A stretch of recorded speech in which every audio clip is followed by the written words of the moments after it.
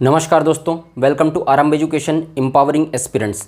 देखिए, हम लोग कृषि के यांत्रिकीकरण वाला टॉपिक कवर कर रहे थे, तो उसी में जो कृषि के यांत्रिकीकरण से संबंधित जो योजनाएं हैं, कृषि के मशीनीकरण से संबंधित छत्तीसगढ़ में, उन योजनाओं को हम लोग आज देखेंगे। ये सिंचाई से संबंधित भी योजनाएं हैं और यांत्रिकीकरण से भी संबंधित योजनाएं हैं, क्योंकि इनमें सिंचाई के लिए यंत्रों का क्या किया जाता है, किराए पर उपलब्ध कराया जाता है इन योजनाओं के तहत कुछ और यंत्रों के लिए कृषि से संबंधित जो चीज़ें कृषि में उपयोग की जाती है, जैसे कि पंप सेट हैं और भी ट्रैक्टर हैं, बाकी जो कृषि यंत्र मशीन हैं, उनके लिए अनुदान दिया जाता है या तो फिर उनको उपलब्ध कराया जाता है किराए पर। तो उससे संबंधित ये योजनाएं हैं और यांत्रिकीकरण के लिए छत्तीसगढ़ की स्थिति क्या है वो भी हम लोग, वो वाला पार्ट भी हम लोग कवर करेंगे। तो आज का वीडियो आप लोग के लिए इंपॉर्टेंट होने वाला है, क्योंकि न सिर्फ ये कृषि के यांत्रिकीकरण वाले पार्ट में आ सकता है, बल्कि आपके छत्तीसगढ़ की योजनाओं से संबंधित जिसमें इकोनॉमिक सर्वे में क्वेश्चन पूछ सकता है। और यहाँ भी आपको पूछ सकता है, छत्तीसगढ़ वाले पोर्शन पे भी डाल देगा या फिर ग्रामीण विकास आजीविका वाले पोर्शन पे इसको योजनाओं को दे सकता है। ठीक है,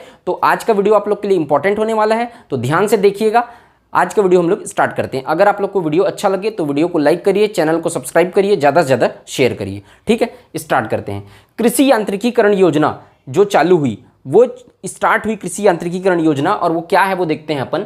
2012-13 से कृषि की यांत्रिकीकरण योजना जो है वो शुरुआत हुई है 2012-13 से। तो इसके लिए क्या है, इसका उद्देश्य क्या है, ग्रामीण क्षेत्र में युवाओं को रोजगार देने के लिए ये योजना है। ग्रामीण क्षेत्रों में युवाओं को रोजगार कैसे मिलेगा, युवाओं को रोजगार कृषि यांत्रिकीकरण के माध्यम से, जब कृषि के यंत्रों को किराए पर उपलब्ध कराया जाएगा। देखिए, कृषि के यंत्र जो है, जैसे कि ट्रैक्टर है, हार्वेस्टर है, बहुत सारे महंगे आते हैं। मैंने कल भी बताया था आपको, जब ये लोग महंगे आते हैं तो ये लोग हिम्मत नहीं कर पाते, जो कम आर्थिक स्थिति जिन लोग की अच्छी नहीं है, उन किसान के युवा, उस किसान घर के युवा जो है वो अफोर्ड नहीं कर पाते उसको। तो अगर आप किराए पर उन यंत्रों को उपलब्ध कराएंगे तो कृषि करने के लिए प्रोत्साहित होंगे, जिससे कृषि से संबंधित रोजगार वो लोग को उपलब्ध होगा। तो ग्रामीण क्षेत्र में युवाओं के रोजगार हेतु इसका उद्देश्य है, कृषि यांत्रिकीकरण का उद्देश्य, ध्यान रखना इसको।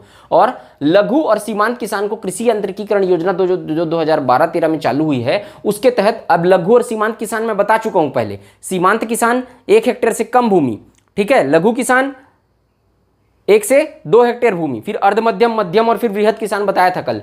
तो लघु और सीमांत किसानों को किराए पर क्या किया जाता है, यंत्र उपलब्ध कराया जाता है। याद रखना, केवल लघु और सीमांत किसानों को। अब अगर आप 25 लाख की लागत लगाते हैं, ठीक है, 25 लाख की लागत लगाना चाहते हैं यंत्र की खरीदी के लिए, तो 10 लाख रुपए अनुदान दिया जाएगा। इसके तहत अलग अलग उद्देश्य, अलग अलग योजनाएं हैं भाई। ये रोजगार देने का इसका लक्ष्य है। ठीक है, यहां पर किराए पर यंत्र उपलब्ध कराया जाता है।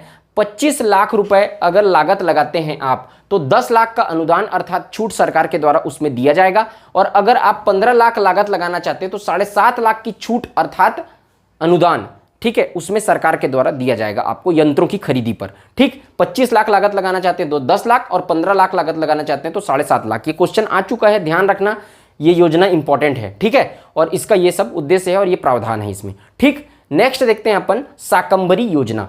सिंचाई से संबंधित योजना है, लेकिन इसके तहत भी मशीन उपलब्ध कराया जाता है, पंप वगैरह, उसके लिए छूट दी जाती है, मतलब उपलब्ध नहीं कराया जाता। तो इसके लिए योजना जो है वो इसी के अंतर्गत आ जाता है, मशीनीकरण यांत्रिकीकरण से संबंधित।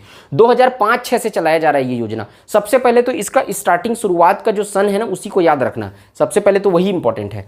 इसका उद्देश्य क्या है, सिंचाई संसाधन के विकास से संबंधित योजना है। मतलब कि सिंचाई का विकास करना, जिससे जो फसल जो है, किसान जो है वो वर्षा जो मानसूनी वर्षा होता है उस पर निर्भर रहते हैं, उन पर निर्भरता कम हो सके। अगर किसी समय वर्षा नहीं भी हुआ तो सिंचाई सुविधाओं के माध्यम से वो आप लोग अपना जो फसल है उसको उगा सकें। ठीक, तो सिंचाई संसाधन विकास के लिए ये योजना चलाई जा रही है, शाकंभरी योजना। सुने भी होंगे आप लोग, ये फेमस योजना है। हितग्राही कौन कौन है, लघु एवं सीमांत कृषक सभी वर्ग के, ये ऑब्लिक नहीं है ना, ये दोनों प्लस है, लघु और सीमांत कृषक सभी वर्ग के, लघु और सीमांत कृषक, चाहे वो जनरल हो, एसटी हो, एससी हो, ओबीसी हो, सभी वर्ग के लघु और सीमांत कृषक को इसका लाभ मिलेगा। लेकिन प्राथमिकता दी जाएगी साग सब्जी उत्पादन वाले, जो बागानी फसल के उत्पादन करते हैं, जो कृषक साग सब्जी उत्पादन करते हैं, ठीक है, उन कृषकों को इसके माध्यम से क्या किया जाएगा, प्राथमिकता दिया जाएगा। उसके बाद फिर सेकेंड में फिर लघु और सीमांत कृषक सभी को इसमें क्या दिया जाएगा, इसके माध्यम से इसका लाभ मिलेगा। क्या लाभ मिलता है इसमें, सिंचाई क्षमता का विकास करना है तो कुआं से सिंचाई होता है, तो कुआं के निर्माण के लिए 50% अनुदान दिया जाता है। जितना भी आपको खर्चा होगा 50% अनुदान कुआं के निर्माण के लिए। और अगर आप पंप लगाते हैं, पंप के माध्यम से सिंचाई क्षमता विकसित करते हैं अपने खेत में, तो 0.5 से 5 आधा HP से 5 HP के पंप अगर आप लगाते हैं तो उसमें 75% अनुदान जो है वो सरकार के द्वारा इस योजना के माध्यम से दिया जाएगा। तो इसको ध्यान रखना, कुआं निर्माण में 50% और 0.5 से 5 HP के पंप को लगाते हैं अगर आप, तो 75% छूट सरकार के द्वारा दिया जाएगा आपको इस योजना के तहत। सबसे इंपॉर्टेंट चीज इसमें है कि पूर्ण रूप से राज्य सरकार द्वारा संचालित है। केंद्र सरकार से इस योजना के तहत फंड नहीं आता है, पूरा इसका खर्चा जो है राज्य सरकार वहन करता है। ठीक, कुछ कुछ योजनाएं हैं जो केंद्र प्रवर्तित है, वो भी मैं आपको बताऊंगा, लेकिन ये पूर्णतः राज्य प्रवर्तित योजना है। इसको पूछता है निम्न में से कौन सी योजना पूर्णतः राज्य प्रवर्तित योजना है, तो 4 योजनाओं का नाम दे देगा आपको, उसमें बोलेगा कि पूर्णतः राज्य प्रवर्तित योजना कौन सी है। तो इस तरीके से आपको क्वेश्चन आएगा, तो इसको लगाना पड़ेगा, इसलिए इस पॉइंट को याद रखना आप लोग। ठीक है, नेक्स्ट देखते हैं सूक्ष्म सिंचाई योजना। सूक्ष्म सिंचाई योजना केंद्र प्रायोजित योजना है, मतलब केंद्र और राज्य दोनों का हिस्सा है, लेकिन केंद्र सरकार द्वारा निर्मित ये योजना है।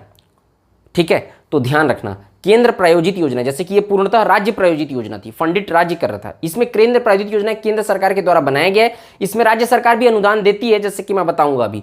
स्प्रिंकलर हेतु अनुदान दिया जाता है। स्प्रिंकलर जानते हैं ना, स्प्रिंकलर इस तरीके का एक लंबा लगे रहता है, उस पर फिर स्प्रिंकल होते रहता है, वाटर जो है वो ड्रॉप के रूप में क्या होता है, आसपास के क्षेत्र में जाते रहता है स्प्रिंकलर। ठीक, तो स्प्रिंकलर के लिए योगदान देते हैं, अनुदान देती है, मतलब कि छूट दिया जाता है स्प्रिंकलर के लिए। ठीक है, इसमें लघु और सीमांत किसानों को 70% छूट देती है सरकार। ठीक, 70% छूट का है, लेकिन ये 70% जो अनुदान दिया जाएगा उसमें वित्त का बंटवारा होता है। मतलब इस 70%, अब देखो सीधा सीधा ध्यान देना, 70% अनुदान दिया जाता है, 70% छूट दिया जाता है। मतलब 100 रुपए का अगर खर्चा हो रहा है तो 70 रुपए सरकार देगी और 30 रुपए वो किसान देगा इसका।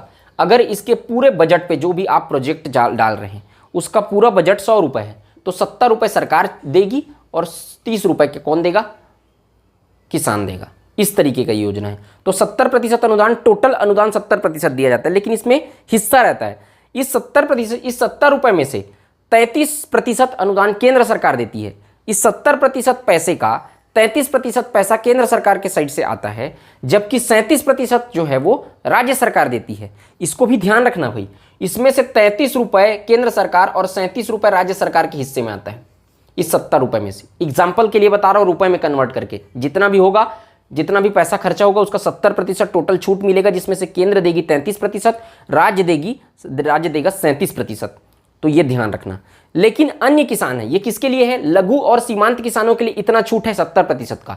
लेकिन जो अन्य किसान है, जो अर्ध मध्यम, मध्यम और वृहद किसान होते हैं, उन लोग के पास ज्यादा भूमि होती है तो उन लोग को उतना छूट नहीं मिलता है, क्योंकि आर्थिक रूप से सशक्त होते हैं इनके कंपेरिजन में वो। ठीक है ना, तो अन्य किसानों को 50% छूट मिलता है इसमें, जिसमें से 27% केंद्र सरकार देता है और 23% राज्य सरकार देता है, जिसमें इसमें राज्य सरकार का हिस्सा ज्यादा है, इसमें राज्य सरकार का हिस्सा कम है। तो 27%, इस 50% अनुदान में से 27% जो हिस्सा है वो केंद्र सरकार का होता है और 23% जो हिस्सा होता है वो राज्य सरकार का होता है। ठीक, तो ये है इसका सूक्ष्म सिंचाई योजना का पूरा प्रावधान। ये भी इंपॉर्टेंट योजना है, ध्यान रखना। मशीनीकरण के अंतर्गत ही आता है, क्योंकि स्प्रिंकलर के लिए योगदान दिया जाता है, मशीन के लिए इसमें अनुदान दिया जा रहा है, इसलिए एक मशीनीकरण के तहत इसको पढ़ा रहा हूं मैं आपको। मैं इसको आर्थिक सर्वेक्षण में आपको सिंचाई के तहत भी पढ़ा सकता था, लेकिन यहां पर बता रहा हूं मशीनीकरण से संबंधित है इसलिए। ठीक है, राज्य पोषित सूक्ष्म सिंचाई योजना, ये दोनों, ये भी सूक्ष्म सिंचाई योजना है, ये भी सूक्ष्म सिंचाई योजना है, लेकिन इसमें केंद्र प्रायोजित है, केंद्र ने बनाया है इसको। इसमें फंडेड दोनों करते हैं, अनुदान दोनों मिलकर देते हैं, लेकिन ये केंद्र प्रायोजित योजना है और ये कंप्लीटली राज्य के तहत, राज्य ने इसको बनाया है और कंप्लीटली 100% स्टेट फंडेड योजना है।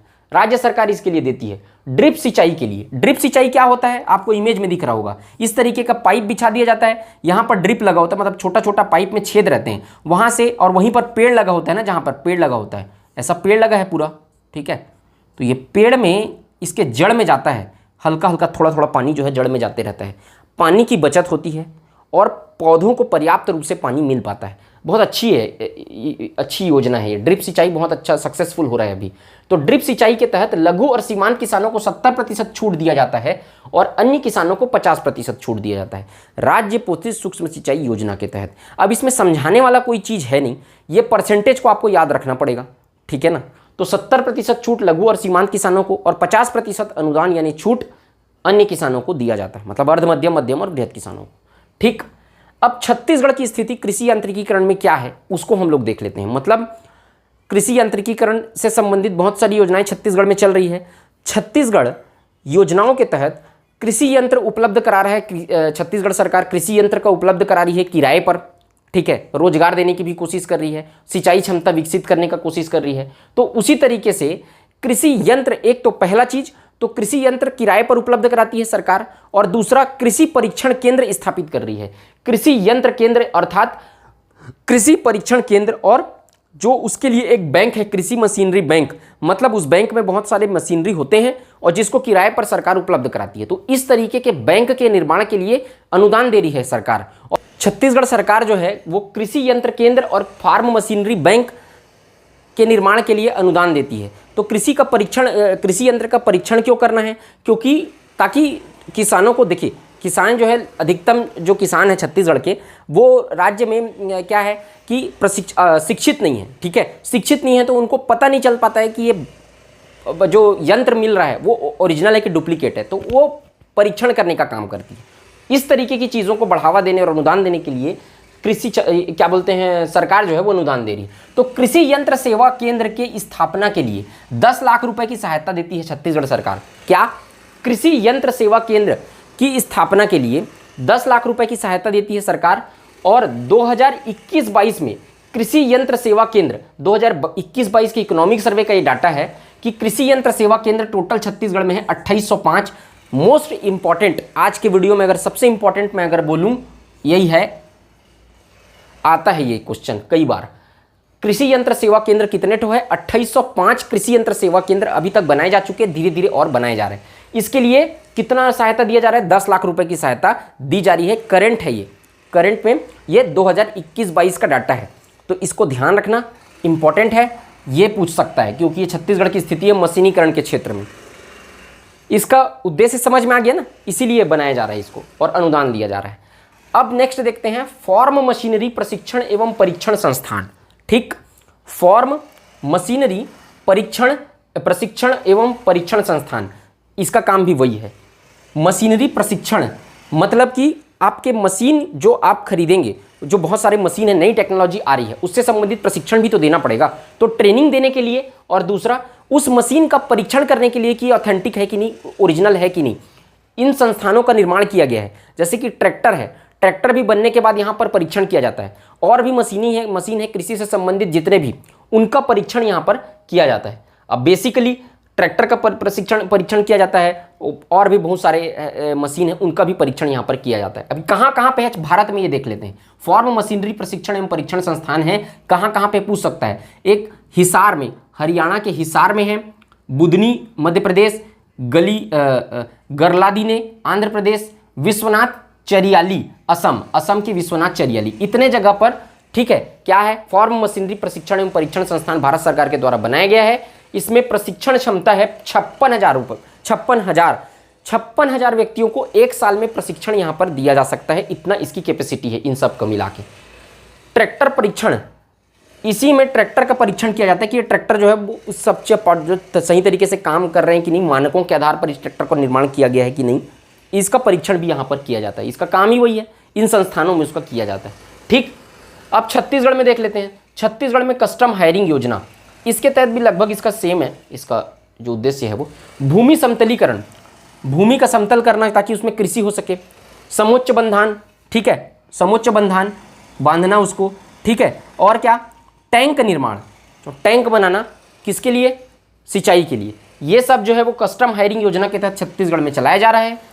कृषि यंत्र किराए पर उपलब्ध इसके तहत भी किए जाते हैं छत्तीसगढ़ में, कस्टम हायरिंग योजना के तहत, इसके तहत भी कृषि यंत्र किराए पर उपलब्ध कराए जाते हैं। कल्टीवेटर, और भी कल्टीवेटर है, क्या बोलते हैं, हैरो है, और भी जो बाकी सब आते हैं, सीड्स वाला जो मैं आपको बताया था कल, मशीन जो है वो जितना भी कृषि में यूज़ होते हैं, वो सब जो है वो छत्तीसगढ़ में कस्टम हायरिंग योजना के तहत उपलब्ध कराए जाते हैं किराए पर, इस योजना के तहत, और ये सब काम भी इसमें किए जाते हैं। तो ये था मशीनीकरण से संबंधित योजना, और ये करंट की स्थिति क्या है मशीनीकरण से संबंधित, मेरे ख्याल से इतना इसके लिए सफिशिएंट है।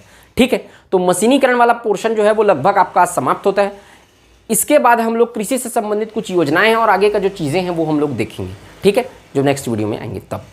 तो मुझे उम्मीद है कि आपको आज का वीडियो अच्छा लगा होगा। वीडियो अच्छा लगे तो वीडियो को लाइक करिए, चैनल को सब्सक्राइब करिए, ज़्यादा से ज़्यादा शेयर करिए। मिलते हैं नेक्स्ट वीडियो में। जय हिंद, वंदे मातरम।